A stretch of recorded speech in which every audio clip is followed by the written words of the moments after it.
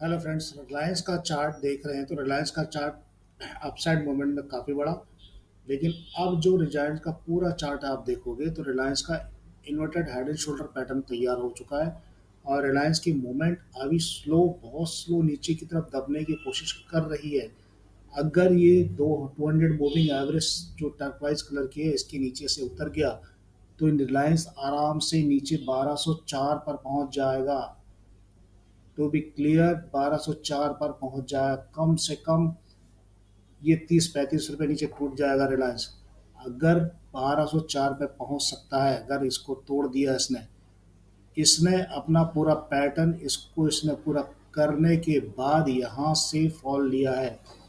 Pattern को पूरा करने के बाद यहाँ से फॉल लिया है। यहाँ से head and shoulder, inverted head and shoulder को पैटर्न को पूरा करने का पूरा किया है। अगर दोबारा रिवर्स जाएगा तब ये ऊपर की तरफ 1268 के पास जाएगा। अदरवाइज ये नीचे की तरफ ही ढलान में नीचे उतर जाएगा। ये यहाँ से नीचे की तरफ उतरना चालू कर देगा।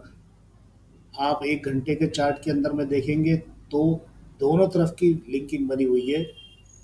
आरएसआई नीचे उठ के भी दबाव में ऊपर लेने की कोशिश कर रही है। अगर अपसाइड में आता है तो ये 1270-65 के आसपास बहुत इजी सफ़र कर सकता है। अदरवाइज ये तुरंत नीचे की तरफ उतरना चालू हो जाएगा। कैंडल पॉजिटिव है, आई डोंट नो, कैंडल बिल्कुल पॉजिटिव दिखा रही है।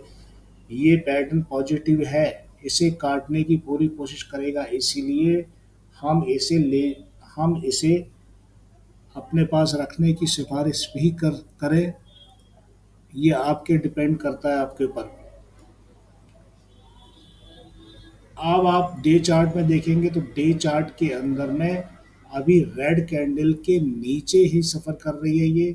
इसीलिए ये पूरी तरह से पॉजिटिव नहीं है, अभी बेरिश है। इससे ऊपर निकलने के बाद ही, मतलब 1250 के बाद ही ये समझ लो बेरिशपन से बाहर आएगी, बुलिश होने चालू हो जाएगी। इसीलिए आज ये कह सकते हैं 5 मिनट के चार्ट के अंदर में ये देखिए एक छोटी रेंज में घूम रहा है। ये इसी रेंज के अंदर में घूम रहा है। रेंज में घूमने का मकसद आप लोग जानते हैं क्या होता है।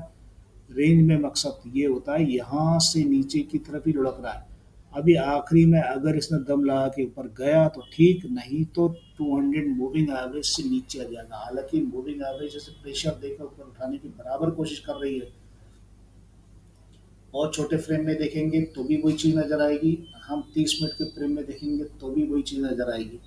इसीलिए बुलिश दिख रहा है, लेकिन अगर 200 मूविंग से नीचे उतर गया तो इसका ये हाल हो जाएगा। ये सीधे कम से कम यहाँ पे आके बैठेगा ये।